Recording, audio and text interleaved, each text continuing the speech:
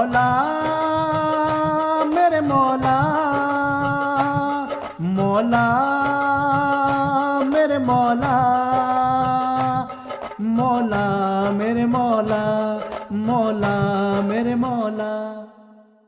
बिस्मिल्लाहिर्रहमानिर्रहीम, अल्हम्दुलिल्लाहि रब्बिल आलमीन, अर्रहमानिर्रहीम, मालिकि यौमिद्दीन।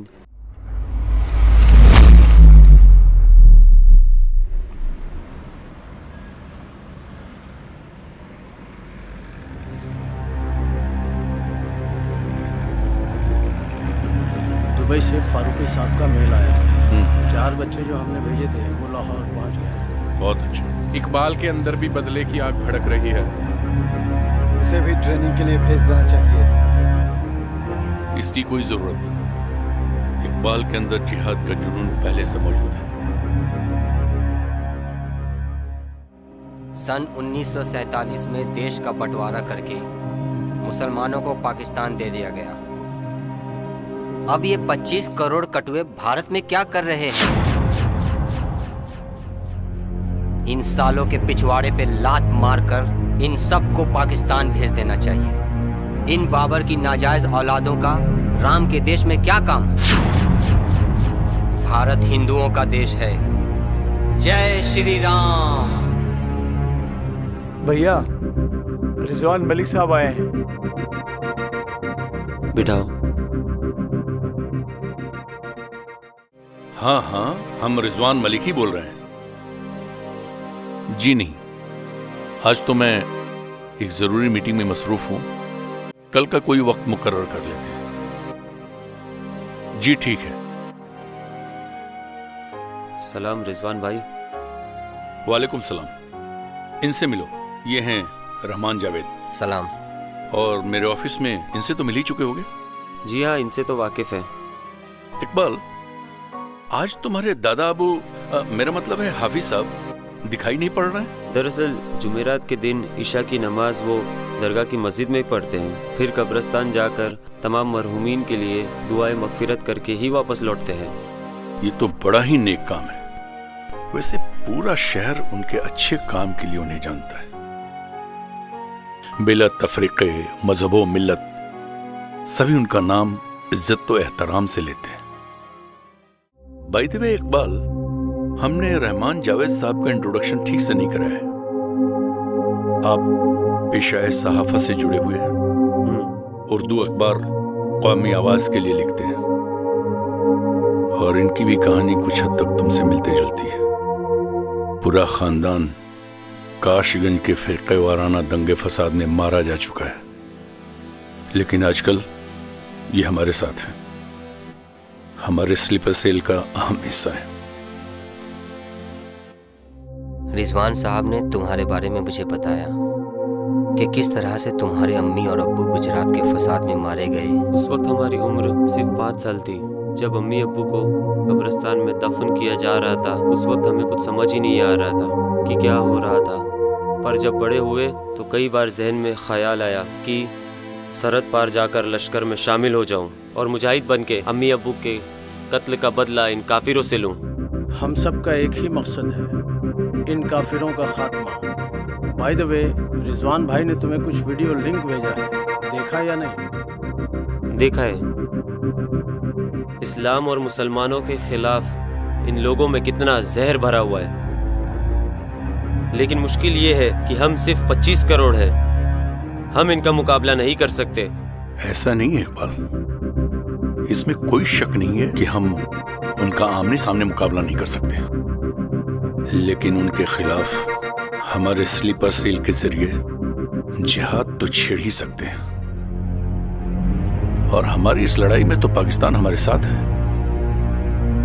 और हमें ये कभी नहीं भूलना चाहिए कि रब्बे कायनात ने मुसलमानों को शहादत के जज्बे से सरफराज किया है। अगर हर मुसलमान ये ठान ले कि कम से कम 10 दुश्मनों को वासले जहन्नम करने के बाद मरेगा, तो 100 करोड़ की आबादी तो यूं ही फना हो जाएगी। और हमें हमेशा याद रखना चाहिए कि हमारे चंद मुजाहिदीन ने न्यूयॉर्क के ट्विन टावर पर हमला करके दुनिया के सबसे बड़े दहशतगर्द अमेरिका को हिला के रख दिया था।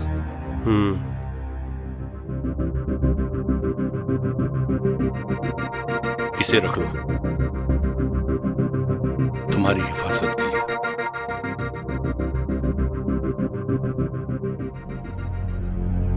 आगे कभी भी इसकी जरूरत पड़ सकती है।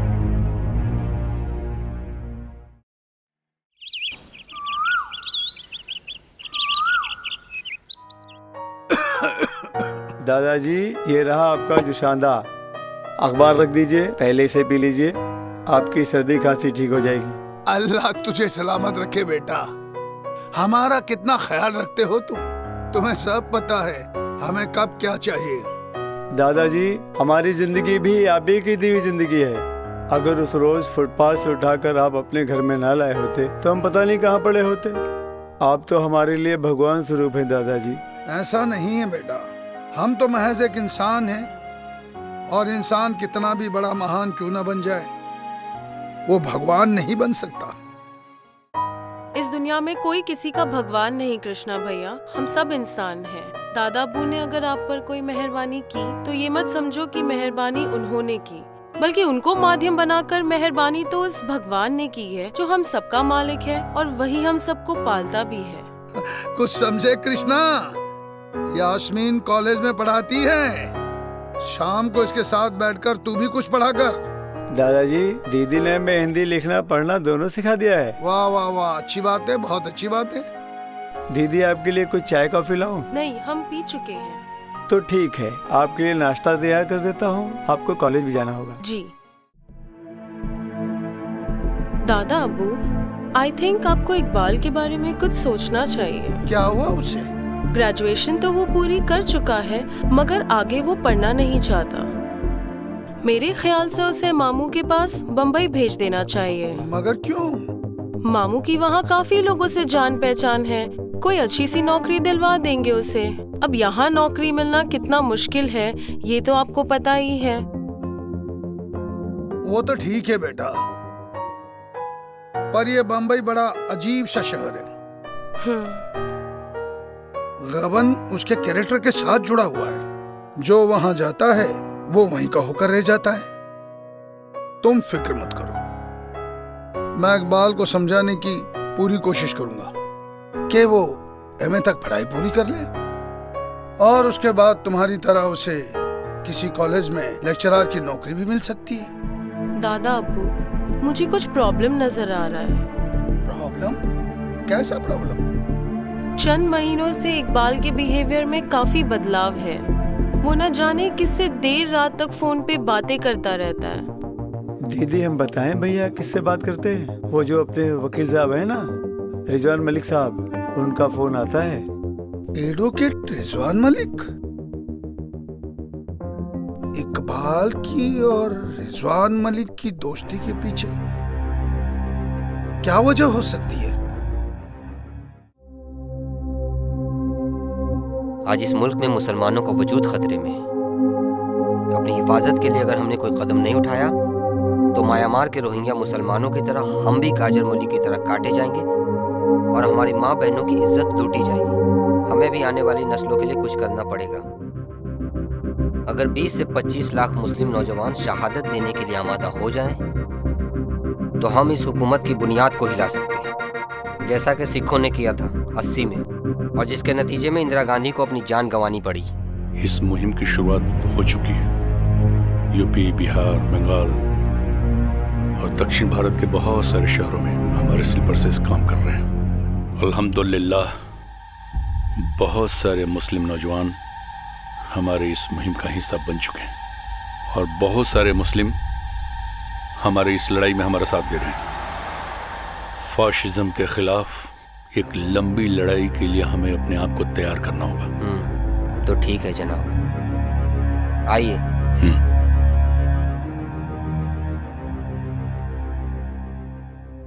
जुल्म हमारे साथ नहीं, जुल्म तो दलितों के साथ भी हो रहा है। उनको भी अपने इस लड़ाई में शामिल करना चाहिए।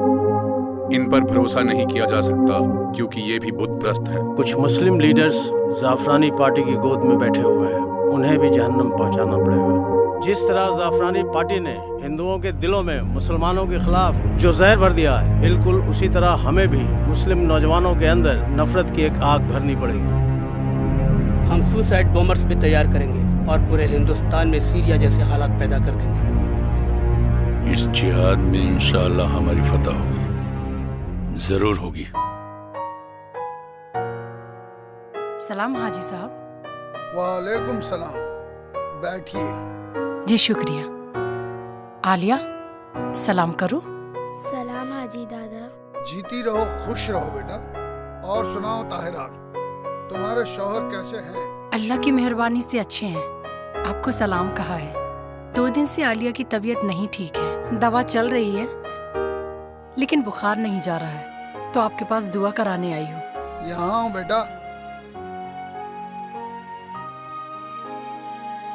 आज स्कूल गई थी? हाँ गई थी। अच्छा ये बताओ बेटा कि तुम्हें भूख कैसे लगती है? ज्यादा नहीं लगती। कृष्णा। जी दादाजी। पानी की बोतल लाओ। जी दादाजी।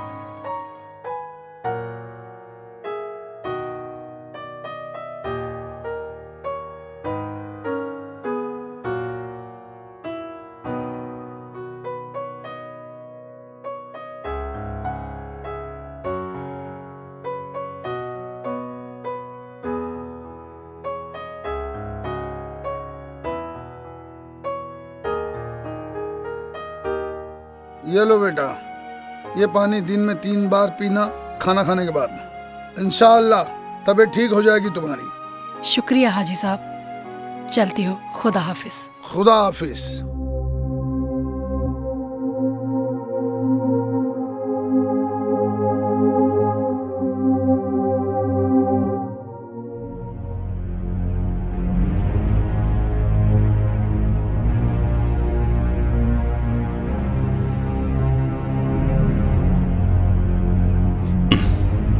सलाम रिजवान भाई। वालेकुम सलाम। एक और किताब लाया हूं तुम्हारे लिए।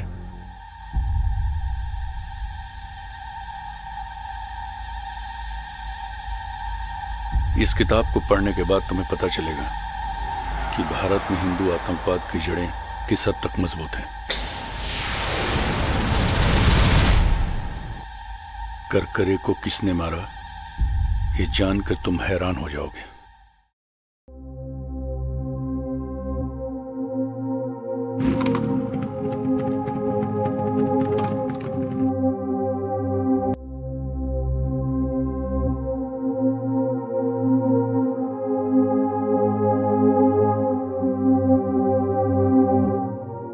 इकबाल।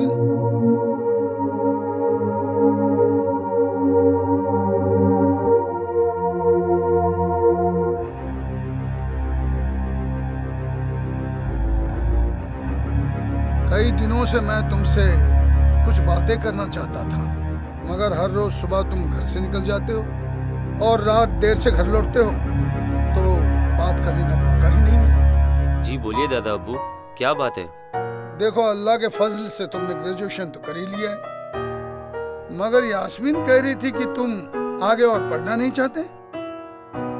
देखो भाई, मेरा तो मशवरा है कि तुम पोस्ट ग्रेजुएशन कर ही लो। इससे क्या हो जाएगा दादा अब्बू? लगता है आपने कल का अखबार नहीं पढ़ा। सैकड़ों एमए और एमबीए किए हुए लोगों ने चपरासी की नौकरी के लिए अप्लाई किया है। बहुत से ऑटो रिक्शा और ई रिक्शा ड्राइवर आपको ऐसे मिलेंगे जिनके पास इंजीनियरिंग की डिग्री होगी। सच्चाई को समझने की कोशिश कीजिए दादा अब्बू। मुल्क एक जहरीली हवा की गिरफ्त में आ चुका है। हमारी कौम के लिए यहाँ कुछ नहीं रखा है। देखो बेटा, अच्छे बुरे हालात का सामना तो हर मुल्क करता है। माना कि आज सब कुछ ठीक नहीं है, लेकिन कल हालात जरूर बदलेंगे। कुछ नहीं बदलेगा दादा अब्बू, कुछ नहीं बदलेगा, बल्कि हालात और खराब होंगे। India is no longer a secular country. Communalism is on the rise. जुमा के दिन जब घर से निकलते हैं ना नमाज पढ़ने के लिए, तो डर लगता है, पता नहीं कहां से 10-12 लोग का हुजूम आ जाए और कनपट्टी पर गन रखकर बोले, बोल जय श्री राम। लव जिहाद और गौ रक्षक के नाम पे सैकड़ों लोग मारे जा चुके हैं। अच्छा होता कि आपके अब्बू यानी हमारे परदादा बंटवारे के वक्त पाकिस्तान चले जाते और हम वहीं पैदा होते। कम से कम हमें वहाँ ये हक तो होता कि हम छाती ठोक कर बोलते कि ये मुल्क हमारा है। आसाम के बाद अब पूरे मुल्क में एनआरसी लागू करने की बात कही जा रही है और आपको समझाने की ये जरूरत नहीं दादा अब्बू कि एनआरसी के जरिए ये लोग हम मुसलमानों के साथ क्या खतरनाक खेल खेलने जा रहे हैं। ये क्या बहकी बहकी बातें कर रहे हो? It seems somebody has poisoned your mind. Rizwan Malik की सोबत ने तुम्हारे जहन में जहर भर दिया है। This man is known for his Talibani thoughts. आप गलत समझ रहे हैं दादा अब्बू। रिजवान मलिक एक सच्चे मुसलमान है। देखो बेटा, कौन सच्चा और कौन मौका परस्त मुसलमान है ये हम तुमसे बेहतर जानते हैं। इस्लाम मजहब की तरह हिंदू मजहब भी अमन व अमान का मजहब है। हमने रामायण, भागवत गीता, वेद पुराण ये सारी किताबें पढ़ी है। कोई भी किताब नफरत या खून खराबे का पैगाम नहीं देती। कुछ मुट्ठीभर लोग हैं जो अपनी सियासी दुकान चलाने के लिए धर्म मजहब के नाम पर दंगे करते रहते हैं। तुम रिजवान मलिक से मिलना जुलना तर्क कर दो और अपने मुस्तकबिल पर ध्यान दो। हम दुआ करेंगे कि अल्लाह ताला तुम्हारे कल्बो जहन से मनफी फिक्र को निकाल दे।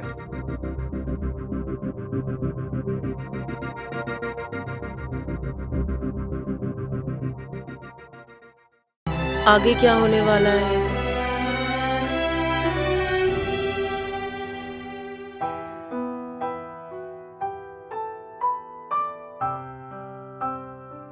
इकबाल, हम जानते हैं तुम्हारे दिल में हिंदुओं के खिलाफ इतना जहर क्यों भरा हुआ है। शायद तुम ये भूल नहीं पाए कि अम्मी और अब्बू को जिन्होंने मारा था वो हिंदू थे। मगर एक हकीकत ये भी है कि गुजरात दंगों के दौरान जिस शख्स ने अपनी जान पर खेलकर दादा अब्बू और हम दोनों की जान बचाई थी वो भी एक हिंदू थे। वो अब्बू के दोस्त रमाकांत पांड्या थे जो हमें अपनी कार में यहाँ तक छोड़ने आए थे। I think you need to come out of the painful and disturbing shadows of the past. वक्त इंसान को बहुत सारे जख्म देता है इकबाल, लेकिन उन जख्मों का इलाज भी वक्त ही करता है। हम और दादा अबू उस हादसे को एहसास के कब्रिस्तान में दफन कर चुके हैं। तुम भी भूलने की कोशिश करो।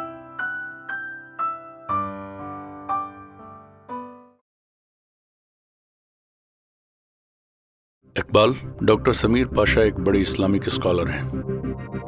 हैदराबाद के एक मदरसे में इस्लामियात पढ़ाते थे। अमेरिकन टेररिज्म पे कई किताबें लिख चुके। ये तो बड़ी अच्छी बात है कि डॉक्टर समीर जैसे पढ़े लिखे लोग अब हमारे साथ आ रहे हैं। अच्छा इकबाल, हमारे इन साथियों के बारे में तो तुम जानते ही हो, लेकिन इनकी खास क्वालिफिकेशन के बारे में तुम शायद नहीं जानते होगे। ये सब सरहद पार से ट्रेनिंग लेकर आए हैं और सब के सब बम बनाने में माहिर हैं। हाँ, आज़ादी के बाद से मुसलसल हमारी कौम के साथ नाइंसाफी होती आ रही है। अब वक्त आ गया है इंसाफ के लिए लड़ने का। RDX और बम बनाने का सारा सामान हमारे पास आ चुका है। जगह हमने सोच रखी है। बम बनाने का काम हम बड़े कब्रिस्तान में करेंगे, लेकिन ये काम बड़ी होशियारी से करना पड़ेगा और कब्रिस्तान के चौकीदार को भी कॉन्फिडेंस में लेना पड़ेगा। टारगेट ऐसा होना चाहिए कि ज्यादा से ज्यादा लोग मारे जाएं। टारगेट हम डिसाइड करेंगे। यस, टारगेट तुम ही डिसाइड करोगे क्योंकि तुम इस ऑपरेशन के कमांडर हो।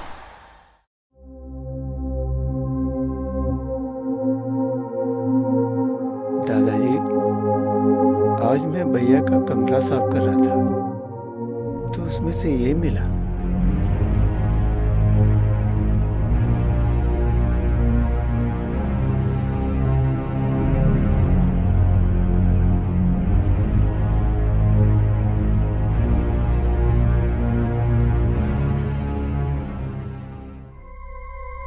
हम पूरी तरह तैयार है रिजवान भाई।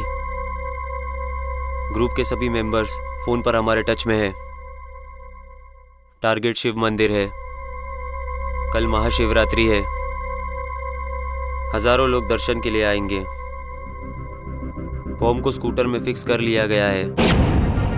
कल ठीक 11 बजे हम खुद स्कूटर को मंदिर के मेन गेट के आसपास पार्क करेंगे। 11:30 बजे धमाका होगा। इस धमाके में 200-250 काफिर मारे जा सकते हैं। गुड। धमाके के फौरन बाद तुम्हारे नेपाल जाने का बंदोबस्त कर दिया गया है। खुदा हाफिज। खुदा हाफिज।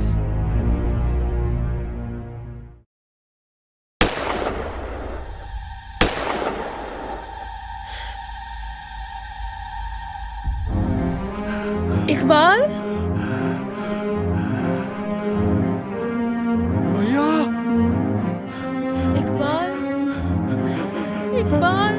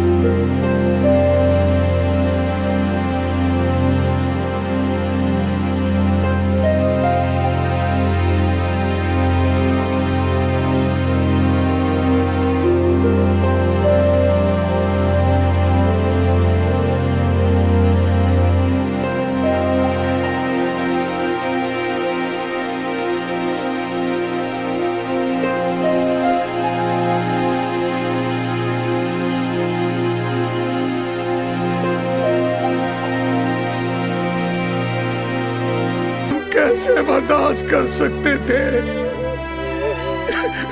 इसलिए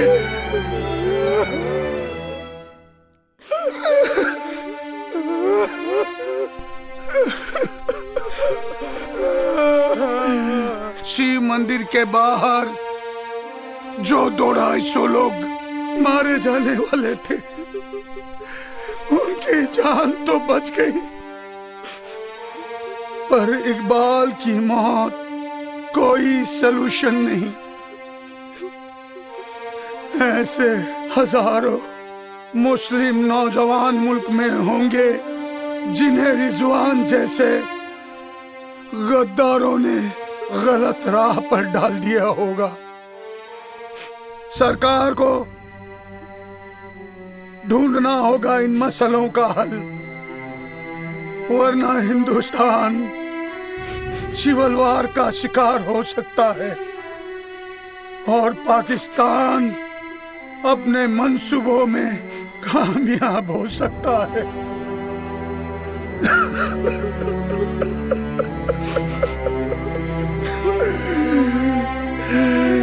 मैंने नहीं मारा इसे।